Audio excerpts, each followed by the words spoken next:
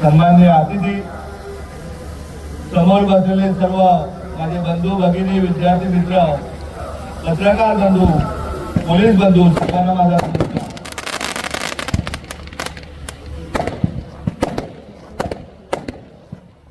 आजचा आपला पालघर लोकसभेचा निकाल मी तर म्हणतोय, पालघर जिल्हा आहे की नाही हा प्रश्न कधी कधी वाटतोय का आपल्याला पालघर जिल्ह्याला स्वातंत्र्य मिळालं आहे की नाही. पत्रकार बंधू नेहमी वारंवार पालघरच्या समस्या मांडत असतात, परंतु वस्तुस्थिती काय आहे, वस्तुस्थितीबाबत कुठलंही शासन गेल्या स्वातंत्र्यापासून पालघरबाबत गांभीर्याने बघत आहे. ठाणे जिल्ह्याचं पालघर विभाजन केलं जिल्ह्याच्या विकासासाठी, परंतु विकास आहे उलटी ठाण्याला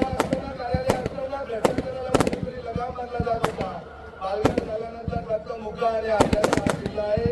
या फक्त आणि फक्त शिवसेना आणि जिल्हा लुटण्याच्या कामाला आज आपण पाहतोय. आज देशाला स्वातंत्र्य मिळून 70 वर्ष झाले. आजही आपल्या जिल्ह्यामध्ये दररोज 3 अपत्य विरोधी महावयोगटातली मरण पावतात. हे किती दुःखदायक घटना.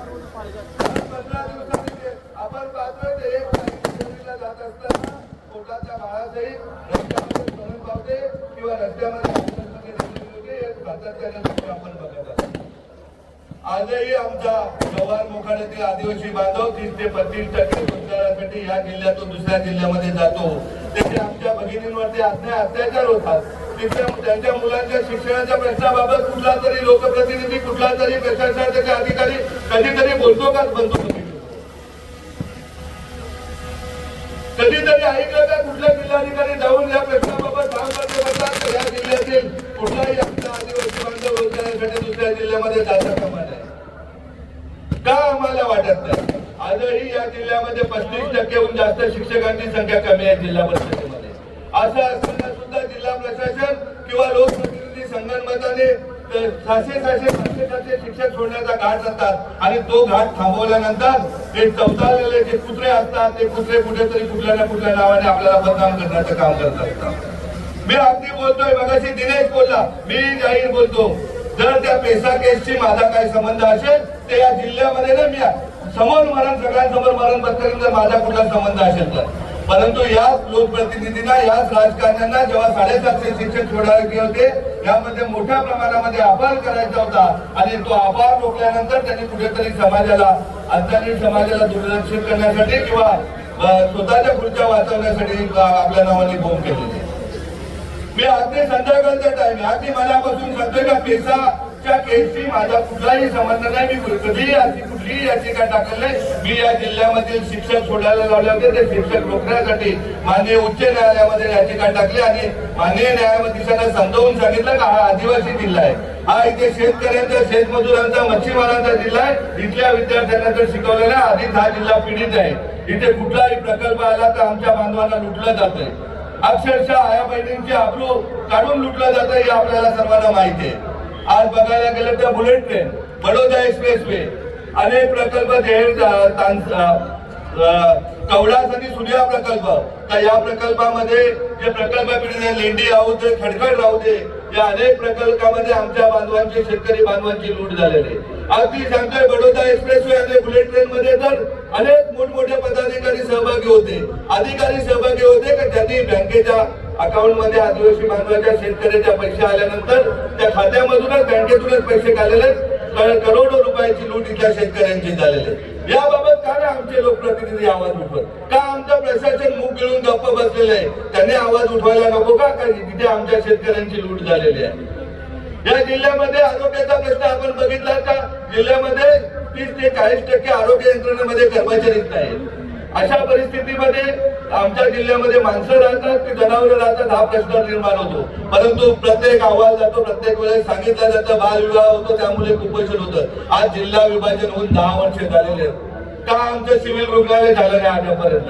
सिव्हिल रुग्णालय नसेल झाले, परंतु सिव्हिल रुग्णालयाचा स्टाफ का नाही तुम्ही जिल्ह्यामध्ये आणला का जेणेकरून डॉक्टर, नर्सेस आणले असते, ज्या आहेत त्या इमारतीमध्ये कामकाज सुरू झालं असतं? का याबाबत गांभीर्याने लक्षात घेतलं जात नाही? का आमच्या जिल्ह्यामध्ये आजही एज्युकेशन हब नाही? आज आमच्या वाटायला पाहिजे ना कोणाला तरी लोकप्रतिनिधी का प्रशासनाला हा आदिवासी जिल्हा आहे, इथले गरीब लोक शिकले पाहिजेत, मच्छीमारांचे शेतकऱ्यांची पोरं शिकली पाहिजेत. आज मच्छीमारांना तुम्ही वाढवणच्या नावाने उद्ध्वस्त करायला लावलेले आहे. वाढवण प्रकल्प आला तर मच्छीमारांचा विरोध असेल तर जिजाऊचाही वाढवण प्रकल्पाला विरोध असेल असे या प्रकरणी मी जाहीर करतोय. आज देहेळसारखा प्रकल्प आमच्या विक्रमगडच्या आदिवासींच्या माथ्यावर लावलेले, 403 शेतकऱ्यांना देशोधडीला लावलेले. आज 7 वर्ष झाले काम सुरू आहे.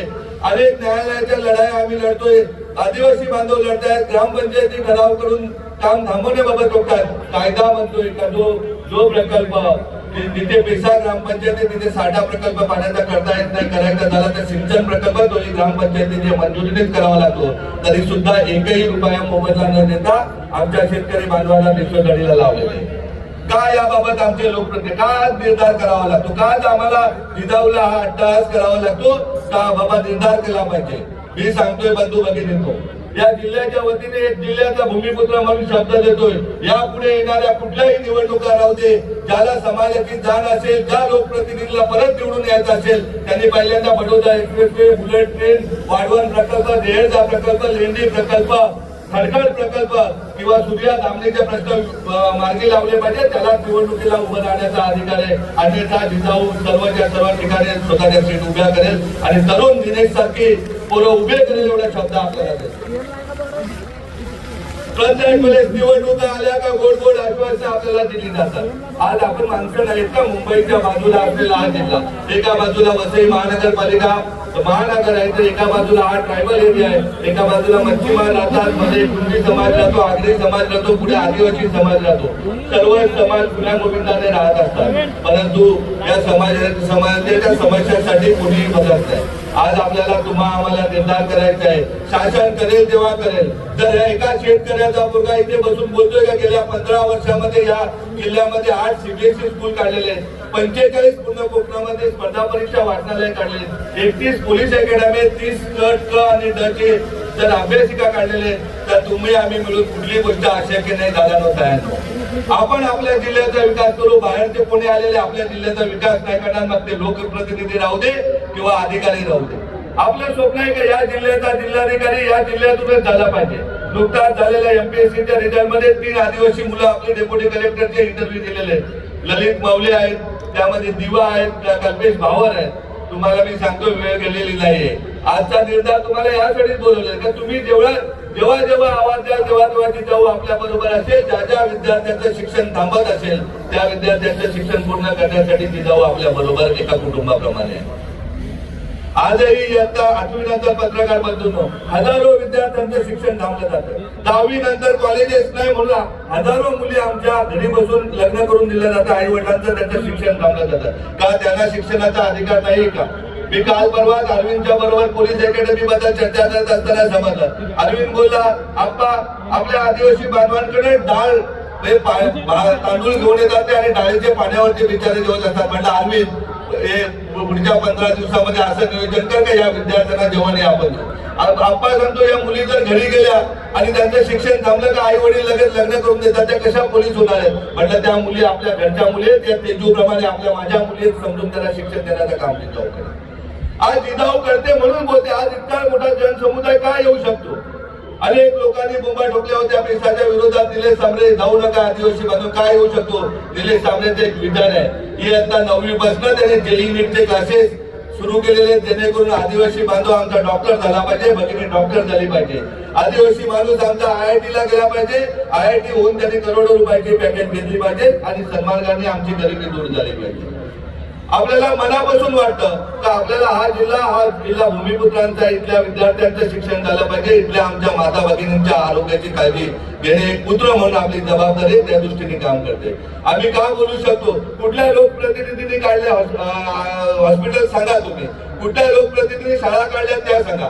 उलट पक्षी अनेक लोकप्रतिनिधी खोट्या केसेस मध्ये अडकवण्यासाठी धडपड करतात. ज्या लोकप्रतिनिधी आमच्या कार्यालयाच्या बाहेर 4-4 वर्ष बसले होते ठाण्याच्या, ते आम्हाला खोट्या केसेस मध्ये अडकवण्याचा प्रयत्न करतात. परंतु ही मायबाप जनता आहे, न्याय व्यवस्था या देशामध्ये शिल्लक आहे. ते अशा खोट्या केसेसला कधी जुमानत नाही आणि त्या खोट्या केसेस मधून आमच्यासारख्या माणसाला बाहेर काढलं जातं. बंधू भगिनींनो, आपल्याला आपल्या न्याय व्यवस्थेमध्ये आपले लोक न्यायचे. त्यासाठी आपण स्पेशल आर्ट्स चालू केले, स्पेशल कॉमर्स चालू केलेले, ज्याच्यामध्ये फाउंडेशन क्लासेस न्याय व्यवस्थेचे सुरू केलेले, सीए क्षेत्राचे फाउंडेशन क्लासेस आपण सुरू केलेले. आपल्याला गावागावात भांडणं लावणारे पुढारी निर्माण नाही करायचे. आपल्याला गावागावात असे विद्यार्थी तयार करायचे, त्या ग्रामसेवकापासून तलाठ्यापासून तर पंतप्रधान कार्यालय चालवणारा विद्यार्थी हा या मातीतील झाला पाहिजे, असं आपलं जिजाऊचं स्वप्न आहे. आपल्याला ज्याप्रमाणे सुप्रीम कोर्टाचे न्यायाधीश सरन्यायाधीश माननीय चंद्रचूड साहेब आहे, तशा प्रकारचा पुढच्या 10-20 वर्षात इथला विद्यार्थी गेला पाहिजे, विद्यार्थिनी गेली पाहिजे, असं जिजाऊचं स्वप्न आहे. जिजाऊची स्वप्न लहान नाहीये, परंतु ही स्वप्न पूर्ण करण्यासाठी तायांनो तुम्ही लक्ष दिलं पाहिजे. आपल्या मुलांना चांगलं शिक्षण दिलं पाहिजे. तुम्हाला तर वारंवार सांगत असतो की जिथे तुम्हाला आढळेल तिथे तुमच्या बरोबर जिजाऊ आहे, परंतु तुम्ही मुलांना स्वप्न दाखवा. ती स्वप्न पूर्ण करण्यासाठी आज तुम्हाला गरज नाही अंतरून पाहून पाय पसरण्याची. जेवढे तुम्ही विद्यार्थी अंतरून मागतील तेवढे देण्याची जबाबदारी जिजाऊची आहे. परंतु तुम्ही निश्चय करा, आपण जे सोचले, आपल्या 10 पिढ्यांनी मातीत जे सोचले ते आता 11वी पिढीच्या वाटेला येता कामा नये. जसं मी बोलतोय की येत्या काही दिवसामध्ये किमान 1000 मुलींची राहण्याची व्यवस्था करून त्याला गट आणि पोलीस प्रशासनामध्ये 1 वर्षामध्ये घरकुल येऊन लावेल. तशा प्रकारचं तुम्ही तुमच्या मुलांची काळजी घ्या. गावातील जे गोरगरिबांची मुलं आहेत त्यांच्या मुलांची काळजी घ्या, जेणेकरून आपल्याला आपली मुलं आपल्याला घडवायची, आपल्याला त्यांना शिक्षण द्यायचं. आपल्याला कुठलाही राजकीय पक्ष वाईट आहे असं नाही माझ्या मनात, परंतु हा जिल्हाच वाईट लोकांच्या हातामध्ये. तिथे प्रत्येक पक्षाचे जे पुढारी आहेत ते कुठेतरी चुकीचे वरच्या वरिष्ठ नेत्यांना सांगतात आणि त्यामुळे जिजाऊला बदनाम करण्याचं काम केलं जातं, जिजाऊला कुठेतरी दाबण्याचं काम केलं जातं. या नेत्यांना आज मी आज संध्याकाळच्या प्रश्नाने एवढीच विनंती करतो, जे सत्य आहे ते तुम्ही तुमच्या पक्षाच्या नेत्यांना सांगा, जिजाऊ काय काम करते. मी जसं सांगितलं होतं वाशिमच्या सभेमध्ये तेच सांगतोय, या ठाणे पालघर जिल्ह्याचा सर्वात मोठा पक्ष जिजाऊ झालाय, तो फक्त आणि फक्त कामाने, ध्येयाने आणि कुठलाही कुठलाही स्वार्थ न मनात ठेवल्यामुळे झालेलं आहे. तशा प्रकारचं काम प्रत्येक राजकीय पक्षाने करावं. आम्हाला राजकारण करण्याची हौस नाही, परंतु राजकारणी माणसांचं बघायला गेलं तर आपल्या जिल्ह्याचं दुर्भाग्य आहे. माय बाहुले आमच्या अनेक मुलींना लग्नासाठी आई वडिलांकडे पैसे नाही म्हणून घरी बसावं लागतं किंवा कुठेतरी आत्महत्या करावी लागते. अशा वेळेस आमचे लोकप्रतिनिधी त्यांची मुलं 25 वर्षाची झाल्यानंतर 28 वर्षाच्या मुलीची लग्न करतात. काय हा न्याय आपल्या जिल्ह्यामध्ये? हा न्याय मिळवण्यासाठी तुम्हाला आम्हाला लढायचं, आपल्याला आपल्या मुलांसाठी काम करायचं, आपल्या जिल्ह्यासाठी काम करायचंय. आपण जो विश्वास दाखवलाय, ज्या विश्वासाने तुम्ही माझ्या बरोबर आहे, त्या विश्वासाला माझ्या उभ्या आयुष्यामध्ये मी कधी तुम्हाला कडा जाऊ देणार नाही, हा शब्द तुम्हाला देतो. आपल्याला सर्वांना जाती भेद धर्मापलीकडे एकत्र राहायचंय. आपल्याला हा जिल्हा हा आपला जिल्हा आहे, आपला भूमिपुत्रांचा जिल्हा आहे आणि राजकारणाचा उपयोग हा स्वतःचं पोट भरण्यासाठी, खुर्च्या मिळवण्यासाठी नाही, तर डॉक्टर बाबासाहेब आंबेडकरांनी सांगितलेलं आहे त्याप्रमाणे फक्त आणि फक्त समाजाची सेवा करणारे लोकप्रतिनिधी आपल्याला घडवायचे. ज्याप्रमाणे मी सांगतोय, आमचे सरपंच आहेत, आमचे नगरपंचायत आहेत, नगरसेवक आहेत, कुठलाही लोकप्रतिनिधी दाखवा का कुठल्या दाखल्याचे कधी पैसे देतो का कुठल्या काम विकण्याचे पैसे देतोय. अशा प्रकारचे लोकप्रतिनिधी तुम्हाला आम्हाला तयार करायचे, चांगले अधिकारी तयार करायचे. आपण जो विश्वास दाखवलाय त्या विश्वासाला उभ्या आयुष्यात माझ्याकडून तडा जाणार नाही, हा आपल्याला शब्द देतो. आपण आज जसे सोबत आहात तसेच कायम सोबत राहा. मग ती वाढवणची लढाई राहू दे, नेरता प्रकल्पाची राहू दे किंवा येणारा कुठलाही प्रकल्प शेतकऱ्यांना, शेतमजुरांना, मच्छीमारांना, आदिवासींना फसवणारा असेल तर त्यावेळेस पहिला जिजाऊ त्यांच्या बरोबर असेल, शेतकऱ्यांच्या बरोबर असेल, हा शब्द आपल्याला देतो. आणखी अनेक वक्त्यांची भाषण आहे त्यामुळं आणि कार्यक्रम आहे त्यामुळे मी आवडतं घेतो. जय हिंद, जय महाराष्ट्र. आपला जिल्हा पालघर जिल्हा. पालघर जिल्ह्यातील घडामोडी पाहण्याकरिता पालघर न्यूज नेटवर्क हे चॅनल जरूर पहा.